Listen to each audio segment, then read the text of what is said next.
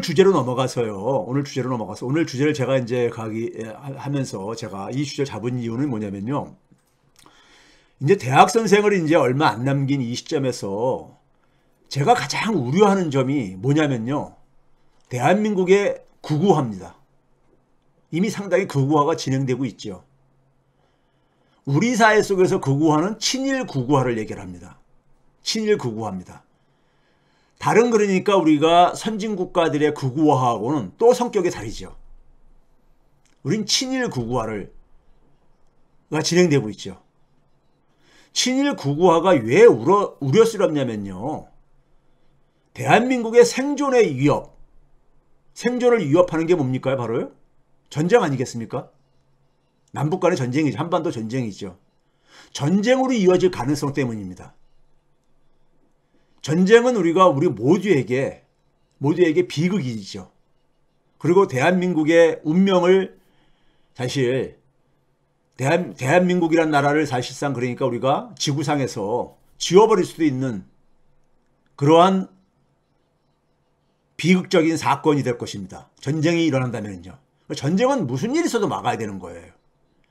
그 얘기는 우리 사회의 친일 극우화는 무슨 일이 있어도 우리가 막아야 되는 일인 겁니다. 그게 저는 저 같은 이제 그러니까는 이제 은퇴를 앞둔 저 같은 세대들의 마지막 저는 책임이라고 생각이 들어요. 전쟁이라는 건 뭐예요? 특히 대한민국에서 전쟁이라는 것은 이념적인 차이를 가지고 우리가 지금 대립하고 살고 있는 거잖아요. 이념적인 차이에 대한 폭력적인 해결 방식이죠. 전쟁이라는 것은요. 그런 점에서 이 전쟁은 분단의 가장 비극적인 결과물이죠. 분단의 비극적인 결과물입니다. 그런데 일본 극우는 지구상에서 아마 한반도의 전쟁을 그러니까 원하는 세력이 있다면은 국가는 아니지만은 미국의 군산 복합체 같은 이 정도 그룹을 생각할 수 있고 국가적인 차원 속에서는 세계에서 가장 한반도의 전쟁을 원하는 국가가 저는 극우 일본 정권이라고 봅니다. 극우 일본 정권이라고 봐요. 한국 전쟁이 일어났을 때 일본 극우들이 무릎을 치면서 환호를 했듯이요. 예? 일본이 다시 그러니까는 이 소위 말해서 다시 한번 도약을 하려면은 한반도의 전쟁을 하나의 희생물로 삼고 싶어 한다는 것에 대한 저는 강한 확신을 갖고 있습니다. 그런데 한국의 특권들은요. 어디서 비롯된 건 겁니까? 현대사회 속에서요. 저는 분단에서 만들어진 결과물입니다. 제가 생각할 때는요. 분단에서 만들어진 결과물이에요. 분단이라는 건 왜 생겼습니까? 일본 극우하고요. 일본 극우가 전후에 다시 살아남고 전범에서 다시 정치적으로 생존을 하게 된 이유는 바로 뭡니까요? 미국의 동아시아 전략의 결과죠. 미국은 동아시아에서 일본 중심으로요. 중국이 공산화되어지면서 일본 중심으로 그러니까 동아시아 소위 지배 전략을 삼았다는 것은 우리가 모두가 알고 있는 얘기잖아요. 그렇죠? 일본을 중심으로 한 미국의 이해의 결과물이 분단이고 미국 이해 속에서 일본의 전범 세력들은 부활하게 되죠. 분단 속에서 그렇다면은 특권을 계속 누리게 된 세력들은 이른바 특권층은 필연적으로 그러다 보니까 친일 특권층 성격을 가질 수밖에 없습니다. 해방 이후에 이승만 정권에서 박정희 정권에서 전두환 정권에서 계속해서 친일 세력들이 연명을 하고 출세를 할 수 있었던 이유가 바로 그것이죠. 우리 사회에서 항상 보수 반동이 진행될 때마다 친일 세력들은 부활해 왔었죠. 그리고 90년대부터는 사회 전반적으로 친일 극우화가 전개됐습니다. 저는 역사를 공부하는 사람이라서요. 과거에 대한 항상 성찰을 합니다. 성찰을 해요. 그리고 개인적으로 제가 늘 몇 번 얘기했지만은 저는 개인적으로 굉장히 특수한 경험을 하고 산 사람입니다.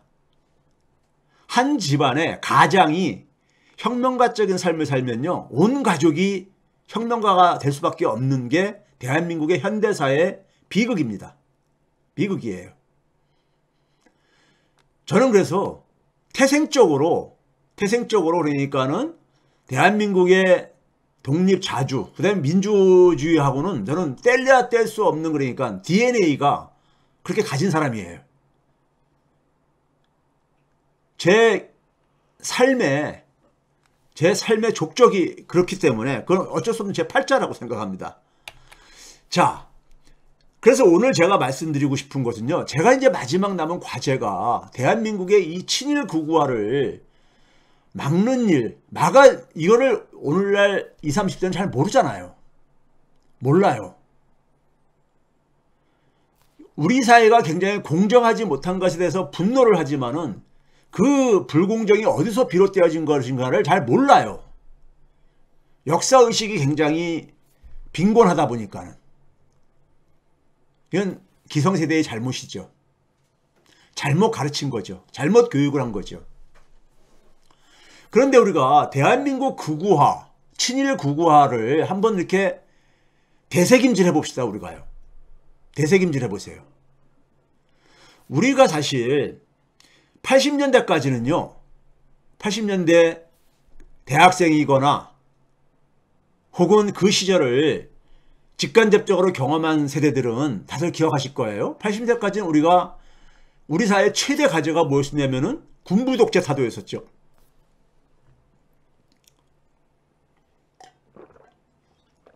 군부 독재의 타도였었어요. 그렇죠? 군부 독재만 타도되면은 대한민국은 민주주의 국가, 그리고 통일을 염원할 수 있는 국가가 되리라고 많은 사람들이 생각을 했죠. 근데 그로부터 우리가 거의 지금 이제 35년이 지났습니다. 30년 이상이 지났죠. 그로부터요. 그렇죠?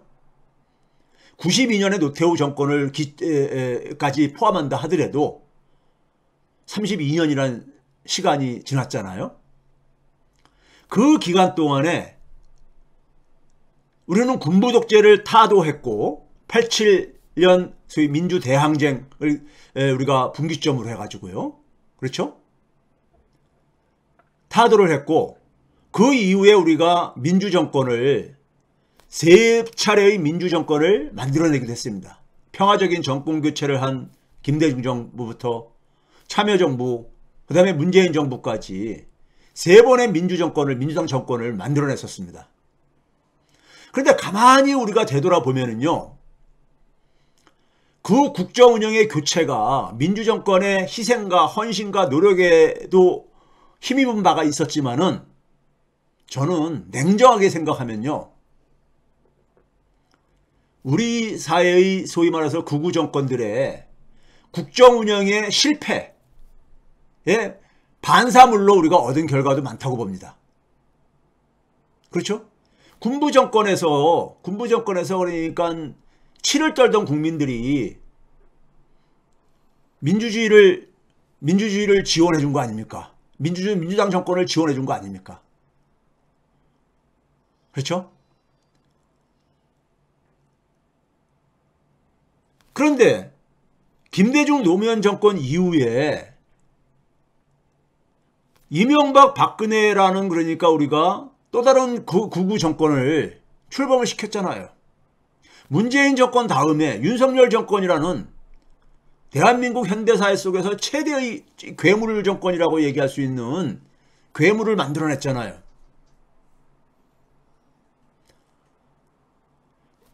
이 30년 기간 동안을 가만히 되새김해보면요,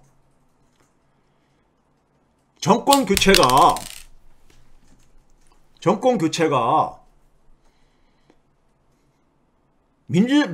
민주정권이, 민주화 세력이 능력을 그러니까 굉장히 뛰어나서라기보다도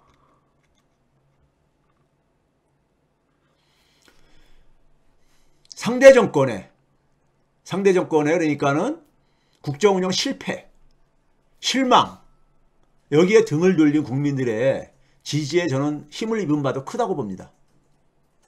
우리 솔직하게 얘기해서요.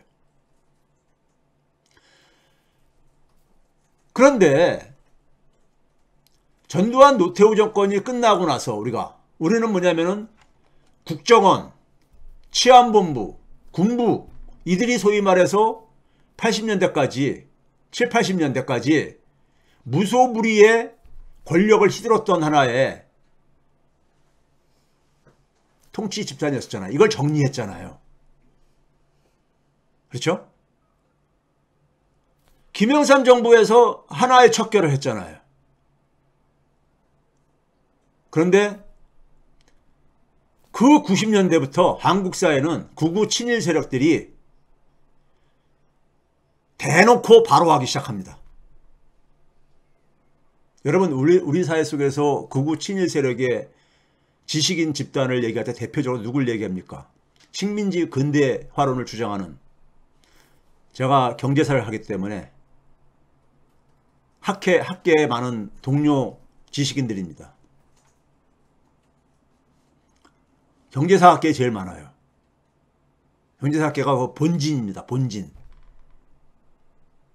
서울대 안병직 교수를 중심으로 하는. 예? 이분이 80년대 말에 소위 교토대로 일본에 다녀오더니만은 중진자본주의론이라는 걸 얘기를 하기 시작합니다. 이분의 독창적인 개념이 아니었었죠. 일본 교토대학에 사실 당시에 우리 한문을 그대로 읽는다면 중촌철이라는 나카무라의 개념이었었죠. 근데 당시의 시대적인 배경은 동구가 몰락하죠. 그러면서 식민지 근대화론이 부상을 하기 시작하는데 그 이유가 무엇이었습니까? 우리는 소위 말해서 군부 독재 세력을 정리하면은 대한민국의 민주주의가 뿌리를 내릴 줄 알았잖아요. 그런데 친일 극우 세력이 본격적으로 바로하기 시작합니다. 그 이전까지는 대놓고 얘기를 못했었어요. 표면적으로요. 민주화의 역설 아닙니까? 이건 왜 그렇게 된 걸까요? 90년대부터요. 김영삼 정부 때부터 경제 양극화가 심각해집니다. 경제 양극화가 본격적으로 시작되어져요. 외환위기 이유가 아닙니다. 김영삼 정권 때 92년 3분기부터 소득 분배 지표가 악화되기 시작합니다. 파견 근로자가 93년도부터 현실화되기 시작합니다. 96년 말에 노동압법 통과 당시 이거 이유가 아닙니다. 그 전에 이미 비정규직 문제가 현실화되기 시작합니다. 이 경제 양극화가 정치 양극화를 만들어냅니다. 정치 양극화를 만들어내요. 경제 양극화는 필연적으로 모든 나라에서 정치 양극화로 이어집니다. 특히 한국은 부동산 자산 중심의 자산 양극화가 다른 선진국가들과 또 다른 차이를 보여주죠. 군부 독재를 청산하고 나니까 양극화가 시작하고 그리고 경제 위기인 외환위기로 막을 내렸습니다. 지금 우리 사회의 최대의 화두가 뭡니까요? 검찰 독재 권력 정리잖아요. 여러분은 이번에 총선에서 22대 총선에서 저는 민주당과 조국 혁신당이 선거에서 승리하리라고 봅니다. 승리를 해야 되고요. 승리한다고 해가지고 검찰 독재 청산 간단치 않을 겁니다. 굉장히 많은 에너지를 요구할 겁니다. 물론 그건 우리 각오할 수 있어요. 그렇죠? 그런데 문제는 뭐냐면요. 많은 사람들이 분리해서 사고하는 것이 있는데 현재 전대미문의 양극화가 진행되고 있고요. 경제위기의 쓰나미란 표현을 쓰지 말아달라고 요청을 하시는 분들이 있는데 이게 우리말로 해일이잖아요. 근데 경제위기 해일이 몰려온다. 이런 표현이 좀 어색해서 제가 그냥 경제위기 쓰나미라고 표현했으니까 양해를 부탁드립니다. 경제위기 쓰나미가 몰려오는 상황이에요. 우리가 흔히 4월 이귀설 이런 얘기도 시중에 떠돌고 있잖아요. 총선 이후로 다 미루고 있다. 지금 터질 것들을 이런 얘기를 하고 있잖아요. 경제위기가 몰려올 때 대다수 국민들은요 불안합니다. 대다수 국민들은요 검찰 독재 가지고 개혁하겠다고 할 때 여당이 집권 여당이 순수하게 검찰 독재 청산 받아주지 않을 게 아닙니까? 그럼 대판 싸움을 해야 되겠죠. 네? 전쟁이 벌어지겠죠. 그렇죠? 근데 국민들은 경제 위기가 더 불안스러운 겁니다. 더 불안스러운 거예요. 이 상황을 여러분들이 변수를 여러분들이 제가 정치를 생각하시는 분들은 고려를 하셔야 돼요. 그래서 한국 사회에서 정상화는 분단에 기생하는 친일 극우 세력의 극복이 맞습니다. 근데 이 세력들이 분단 이후 지금 몇 년이 지났습니까? 70년이 넘게 지나는 시간 동안에 극복은커녕 오히려 더 강고해지고 있는 모습으로 안 보입니까? 예? 이 세력들을 청산하려면요 민주진영의 역량이 지금 정도 가지고는 안 돼요. 우리 경험해 봤잖아요. DJ 정부, 노무현 정부 10년 집권에서도 했는데 다시 반동, 보수 반동이, 극우 반동이 일어났잖아요. 예? 저는 다음에 민주당 정권이 집권할 거라고 저는 생각합니다. 근데 그냥 집권하면은 또 다른 제2의 윤석열 정권이 등장하지 말란 법 없습니다. 지금도 지긋지긋해 죽겠는데 지금 이제 2년도 채 안 지났는데도 지긋지긋해 죽겠는데 또 다른 윤석열 정권을 우리가 겪어야 된다? 그러면요 국민들 진짜 힘 빠집니다. 그래서 제가 장기 집권 민주진영의 역량을 근본적으로 강화하는 것이 필수다고 저는 생각하는 거고 정치는 결국 국민의 지지입니다. 국민의 지지를 만들어내야 되는 거예요. 국민의 지지를 만들어내는 핵심은 국민의 경제적 힘을 제도적으로 강화하는 것뿐이 없다고 하기 때문에 제가 이 얘기를 드렸던 것이고요. 이거를 위해서 조국혁신당과 민주당이 협업을 굉장히 효율적인 협업을 해야 된다. 저는 이렇게 믿고 있는 거예요. 여러분 4년 전에 21대 총선이 있었죠. 저도 그 당시에 참여자이기 때문에 21대 총선이 여러분들 지난번에도 말씀드렸지만은 2020년 4월 10일에 있었잖아요. 그 전에 2019년도에 우리는 소위 말해서 한일전을 치르고 있었습니다. 그래서 제가 그 당시 21대 총선을 한일전이라고 제가 명명하고서는 더불어시민당을 진두지휘를 했었습니다. 근데 총선에서 우리가 대승을 하고 나서 이해찬 대표가 당시에 민주당 대표였었죠. 선거 끝나고 나서 10일 후에인 4월 20일 날 잠깐 쉬고 나서요. 선거로 인해서 모두를 이제 기력을 많이들 소진을 했기 때문에 4월 20일 날 최고위원회를 엽니다. 그러면 집권 여당일 뿐만 아니라 대승을 한 여당의 당대표가 처음 던지는 메시지였었어요. 근데 그 당시에 가장 큰 이슈가 뭐였었냐면요. 2019년 겨울에, 가을 겨울에 우리가 서초동 국회의사당 앞에서 검찰개혁 예치고를 했었잖아요. 언론개혁한다고 예치고를 했었잖아요. 이게 화두였었습니다. 당시에 특히 열린민주당에서는 이것을 가지고 열린민주당을 선거를 치렀잖아요. 그렇죠? 지금하고 굉장히 비슷한 점이 많지 않습니까? 그런데 당시에 그래서 민주진영에서는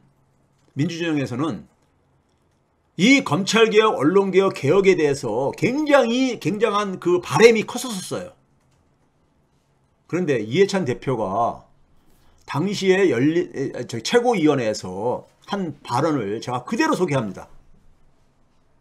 언론에서 개헌이나 검찰총장 거취와 같은 이야기들이 나오는데 네?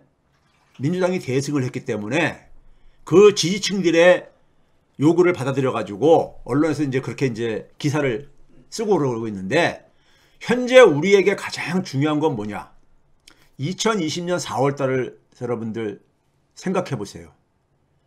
당시 우리는 코로나하고 전쟁을 치르고 있었습니다. 경제는 그러니까 곤두박질 치고 있었습니다.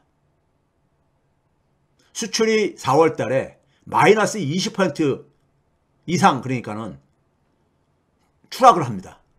우리나라만이 아니라 전 세계가 그랬죠. 그래서 가장 중요한 것은 코로나 국난을 극복하는 거, 경제위기를 극복하는 거, 일자리가 지금 비상사태에 지금 직면하게 됐다 이거예요. 사람들이 활동을 못하니까. 이 비상사태를 타개하는 엄중한 상황이다 그랬어요. 그러면서 우리 당은, 집권 여당은, 민주당은 이런 상황에 집중하도록 하겠다. 검찰개혁에 대한 검자도 얘기 안 하고 언론개혁에 대한 언자도 얘기를 안 했습니다. 왜 그랬을까요? 지지층들은 여기에 대한 열망이 있었는데 왜 이런 얘기를 안 했을까요?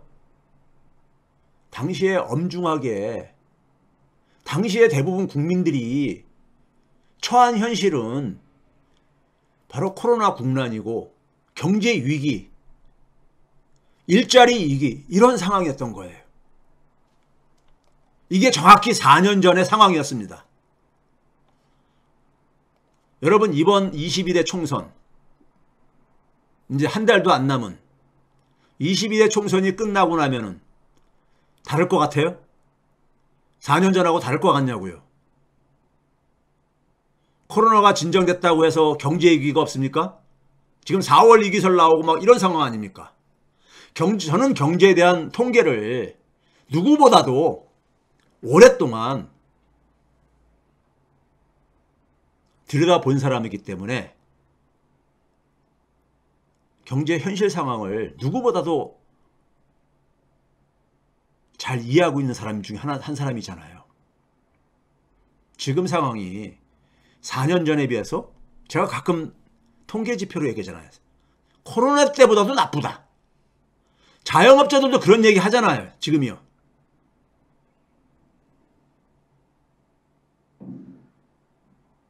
그러면 지금 우리는, 민주진영은 모두가, 지지층들의 대부분은 검찰개혁에, 언론개혁에 모든, 그러니까 이 열망을 담고 또 다른 한일전을 지금 치를 각오로 지금 임하고 있다고요. 그런데 대다수 국민들은 지금 경제적인 삶이 불안한 거예요. 그러면 바뀐 건 뭐냐? 여당에서 야당으로 입장만 바뀐 것 뿐이에요. 근데 원내 일당, 이 야당이라고 해서 원내 일당으로는 책임감을 안 느낍니까? 책임지는 모습 보여줘야 되는 거 아닙니까? 국민들한테요? 이 현실을 우리가 잘 이해를 하셔야 돼요. 그 22대 총선 이후에 우리가 지금 무소불위의 나머지 기득권 통치 집단, 나머지라고 얘기할 수 있지만 저는 두 가지가, 정치, 검찰, 이거 정리해 총력을 기울일 게 아닙니까 우리가.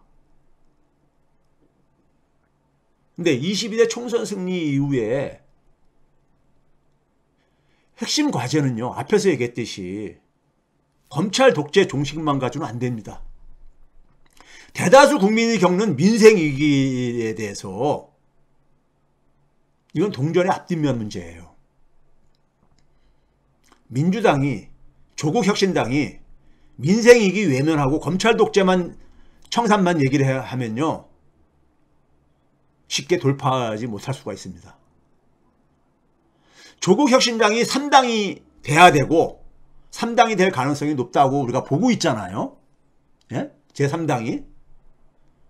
이 역할은 바로 뭐냐면은 이재명과 조국의 협업, 민주당과 그러니까 조국 혁신당의 협업인데, 협업이 중요한 이유는 이 두 가지 과제를 효율적으로 풀어나가야 되는 거잖아요. 검찰 독재 종식과 민생이익.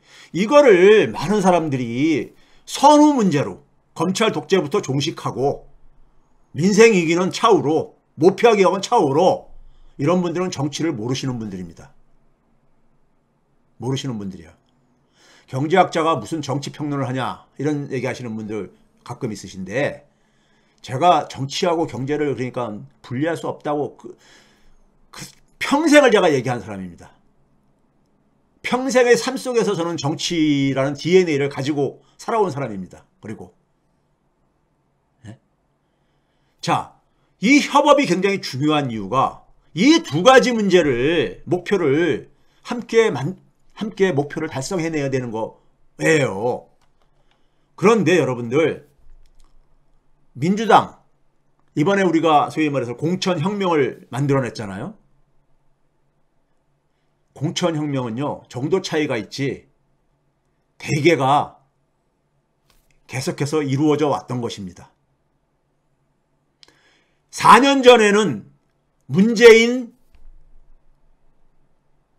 색깔로 민주당을 색깔을 바꾸었고, 왜? 그건 당연한 거예요.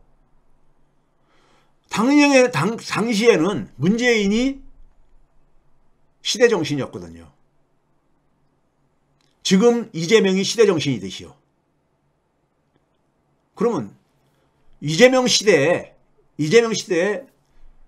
여의도 민주당 정치인들은 이재명 민주주의 지지자들로 교체하는 것은 당연한 것입니다. 당연한 것이에요. 이거는요. 예? 사천이니 이런 것은 다 쓸데없는 소리들이고요. 이건 당연한 거예요. 아니, 여당은 윤석열 저걸로 안 바꿉니까? 색깔로? 그거는 현실 정치를 모르시는 분들이 그런 소리 하는 것이고, 괜히 상대방 헐뜯게 하는 소리고, 이재명 민주주의로 적어도 그러니까는 민주당을 칼라를 바꿔야 된다는 것은 당연한 거예요. 그게 시대 정신인데, 민주당 지지층들이 그렇게 원하는데, 그렇죠? 그런데 여러분, 그렇게 바꿔도, 인물들을 바꿔도요, 여러분들 4년 전에 문재인 지지 국회의원들로 포장을 했지만은 결과는 어떻게 됐습니까? 민주당 지지층들이 그렇게 수박들 청산을 얘기한 건 왜 그렇겠어요? 이게 민주당이 가지고 있는 민주당의 원죄 같은 겁니다. 민주당은요, 제가 이재명이 정치에 나서기 전에는 제가 민주당 정당 당원인 적이 한 번도 없었던 사람이에요. 평생을요. 그래서 처음으로 제가 민주당 당원이 된 사람입니다. 왜 그러냐? 저는 민주당을 싫어했었어요. 기대도 안 했고요. 민주당은 해방 이후에 한민당이 그 뿌리거든요. 예? 한민당이 뿌리거든요. 그래서 민주당은 기본적으로요, 제가 그러잖아요. 민주당 이번에 국회의원들, 저는 면면들을 쭉 이렇게 멀리서 관찰을 하면서, 민주당의 여러분들 고질적인 문제가 뭐냐면은, 민주당 정치인들은, 네,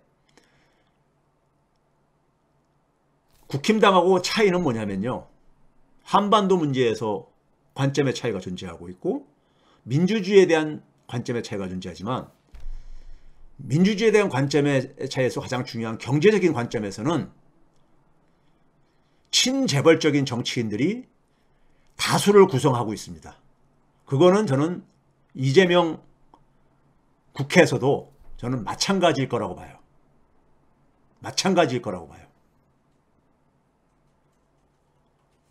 그리고 검찰개혁, 이재명 대표의 아직 법정 투쟁이 끝난 게 아니잖아요. 즉 민주당은 검찰 독재 종식하고 그 다음에 모피아 개혁을 제대로 밀어붙이지 못합니다. 제대로 밀어붙이지 못해. 이재명 대표가 원해도 민주당 국회의원들이 그렇게 한 목소리로 하나의 몸으로 움직이지 않습니다. 두고 보세요. 제 말이 틀린가 맞는가. 그런데 조국혁신당은 지금 스스로를 검찰 독재 종식에 최전방에서 싸우겠다고 얘기를 하고 있잖아요. 그러리라고 저도 믿어요. 훨씬 더 민주당 국회의원들보다 선명할 거라고 우리가 기대를 하고 있잖아요. 과거에 열린민주당 출신 국회의원들이 그랬듯이. 그렇죠? 민주당을 이재명의 색깔로 견인할 수 있는 힘이 조국혁신당에 있어요. 네? 그래서 협업이라는 제가 표현을 쓴 겁니다. 그런데 조국혁신당은 제가 솔직히 이번에 20명 명단을 보고선도 느꼈지만은 검찰 독재 종식분이 안 보여요. 뭐 언론개혁까지 뭐 조금 얘기할 수 있겠지만은 언론개혁은 검찰 독재 종식하고는 약간 틀립니다. 검찰은 공적인 자원이고 언론은 민간 영역에 있는 거기 때문에 개혁을 하더라도 접근 방식이 다를 수밖에 없어요. 하여간 그랬을 때 민생 위기가 총선 이후에 쓰나미처럼 몰려올 텐데 여기에 대해서 조국혁신당은 외면하고 계속 검찰 독재만 청산만 얘기할 거냐고요. 그거는 민주당 책임입니까? 국힘당하고? 아니잖아요. 예? 민주당을 개혁전선으로 끌어내는 역할도 중요하지만은 그러기 위해서는 지금 개혁의 양축이 검찰 독재 종식하고 민생이기 타파라고요. 적어도 여기에 대해서 같이 함께 방향성을 잡아줘야 되는 거죠. 제가 조국혁신당에게 장기 집권 전략이 필요하다고 한 이유이기도 하고 방향성에 대한 철학이 부족하면요. 역할 실패합니다. 정치적인 역할을 실패할 가능성이 있어요. 예? 앞으로 차근차근히 하면 되지 않냐 이런 얘기하는데 차근차근히 하죠. 현실 스케줄은요. 그런데 강령이나 사람 선택에 있어서 그 방향성이 보여줘야 됩니다. 사람들이 뭘 가지고 판단을 해요? 그냥 선한 의지만을 기대해요? 정치는 그런 게 아닙니다. 선한 의지는요. 극단적인 표현이지만은 전두환 때도 있었습니다. 자기도 역사에 성공한 대통령으로 기록되고 싶었을 게 아닙니까? 예? 누구나가 독재자도 그런 마음은 있어요. 예? 방향성에 대한 철학이 그리고 사람 선택에 대한 모습이 보여줘야 되는 거예요. 국민들이 그냥 우리 믿어달라. 이거는 웃기는 얘기인 겁니다. 이건 웃기는 얘기예요.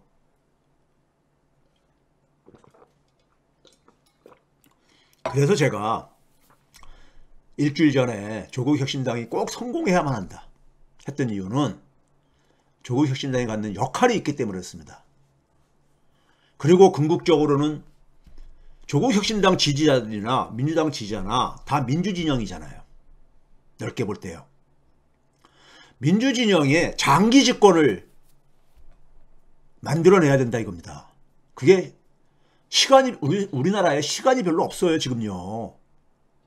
여러분들 시간이 이렇게 널널한 것 같아요? 아니에요.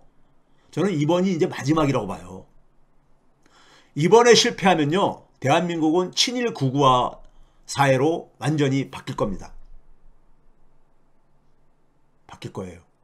그래서 제가 마지막으로 제가 이것을 목소리를 내는 겁니다. 내는 건데 철학이나 사람 선택에서 안 보인다 이거예요. 그래서 조국혁신당의 기재부 개혁안이 기재부 개혁안으로는 안 돼. 기재부 개혁안에서는 장기 집권 전략이 안 보인다. 방향성이 안 보인다고 얘기를 했던 거예요. 제가 얘기를 하면 정치가 워낙 민감하다 보니까 조국 집권당 지지하는 분들은 뭐 기분 나쁜 투로 지적하거나 또 그걸 또 자기들 기준으로 해석들 하시니까 민주당을 지지 안 하는 것처럼 보이는 사람들은 또 그거대로 또 불평불만. 어차피 모든 국민이 다 한마음은 아니기 때문에 다 이해는 하지만은 일단 어쨌든 간에 제가 생각하는 게 이렇습니다. 저는 이게 이제 제가 할 수 있는 마지막이라고 봐요. 저는 현실 정치에 관심 없습니다. 공직을 나라가 망할 것 같은데 그러면 나라가 망할 것 같으면은 모든 국민이 힘을 합해서 나라 망하는 걸 막아야 되겠죠. 예? 그래서 제가 지금 이렇게 마지막 목소리를 내는 것이고요. 그게 가장 잘하는 거니까 목소리를 내는 것이고 그리고 제가 더 할 역할이 있다면은 예? 제가 개인을 희생을 해서라도 할 역할이 진짜 있다면은 해야 되겠지만은 개인적으로는요 관심 없어요. 진짜예요. 저요 농담으로 사적인 자리에서는 그런 얘기 툭하면 하는 사람입니다. 장관, 국회의원, 개나 소나 다 하는 세상에 뭐 거기에 이렇게 그걸 예? 관심을 많이들 갖는지 모르겠다고. 저는 관심 없어요. 그런 거 정도는 오래전에 다 넘어섰습니다. 넘어선 사람이에요. 자, 우리나라 4월 이후에요. 경제 상황, 위기 상황 도래하는 것은 명약관화예요. 민생위기 반복은요. 민생위기는 구조적으로 반복되어 왔어요. 지난 30년 이상 동안. 왜? 오늘 말씀드리겠지만은 대한민국 경제가 내부적으로 굉장히 취약해요. 그러다 보니까는 외적인 요인에 의해 가지고 조금 충격을 받을 때마다 민생위기는 구조화됩니다. 김영삼 때 외환위기가 바로 그거예요. 내부적으로 굉장히 취약해진 상황에서 동남아시아발 외환위기가 은행위기가 터지잖아요. 그게 대한민국의 외환위기로 상륙한 거였었습니다. 김대중 정부 때는 뭐였습니까요? 2001년도 닷컴 버블이 붕괴되잖아요. 미국에서요. 그리고 나서 카드 사태로 터지잖아요. 그렇죠? 노무현 정권 첫 해에 카드 사태가 터져가지고 경제가 곤두박질 쳤었잖아요. 예? 노무현 정부 때는요. 미국과 일본으로부터 일본발 글로벌 유동성이 폭발하죠. 글로벌 유동성이 폭발했잖아요. 돈이요. 그렇죠? 노트북이 꺼져가지고요. 자, 그 결과가 뭐였습니까요? 대한민국에도 부동산 폭발이 일어났잖아요. 결국 그걸 정권 뺏겼잖아요. 예? 그리고 나서 우리가 뭡니까요? 보수 반동의 바람이 일어났잖아요. 이명박 박근혜는 소위 글로벌 금융위기의 여진에 따라서 산업위기가 우리 흔히 말해서 조선업, 해운업, 철강업, 연달아서 자동차 산업 막 위기가 막 내몰았었죠. 이걸 돌파하기 위해서 이명박 박근혜 때는 빚내서 집사기를 가죠. 빚내서 집사기. 예? 문재인 때는요. 코로나 위기가 오잖아요. 그리고 그 엄청난 풀린 돈이 부동산 폭발이 일어났잖아요. 그렇죠? 다 이거 봐보세요. 뭐였습니까? 내부적으로 굉장히 취약한 데다가 거기다가 외적인 요인이 더해지게 되면은 위기로 확 번지고 반복적으로 되었잖아요. 윤석열 출범하면서 뭐가 덧붙였습니까? 미중 패권전쟁, 미국과 러시아 패권전쟁이 불어오면서 여기에서 이념전쟁의 돌격대 역할을 자청하면서 대한민국 경제를 지금 수렁으로 빠뜨리고 있는 거잖아요. 그러면은 지금 이제 4월 이후에 민생위기 어떻게 우리가 외면하냐고요, 정치인들이요.